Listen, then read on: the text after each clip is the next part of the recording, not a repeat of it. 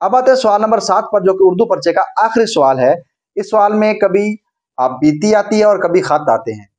तो इस सवाल के 10 नंबर होते हैं, ज्यादातर खतूत आते हैं। तो नमूने के तौर पर एक खत को हम शामिल करते हैं। वालिद के नाम खत लिखिए जिसमें उन्हें अपनी तालीमी कारकर्दगी के बारे में तफसील से आगाह कीजिए। कमरा इम्तहान, उसके नीचे तारीख और फिर नीचे तखातुब का अंदाज, यानी प्यारे अब्बू जान, अस्सलाम वालेकुम के बाद मैं खैरियत से हूँ, उम्मीद है कि आप भी खैरियत से होंगे और तंदुरुस्त होंगे। मेरी पढ़ाई कैसे चल रही है आपने पूछा था, तो मैंने सोचा कि बता दूं कि मेरे इम्तहानात होने वाले हैं और अल्लाह का लाख लाख शुक्र है कि हमारी तैयारी बहुत अच्छे तरीके से करवाई जा रही है। सुबह उठकर कॉलेज जाता हूँ, वहाँ पर हर क्लास को लेता हूँ। फ़ारग टाइम मिले तो लाइब्रेरी में बैठकर मुश्किल सब्जेक्ट की तैयारी करता हूँ। शाम को भी हॉस्टल आकर कोचिंग क्लासेस के लिए चला जाता हूँ।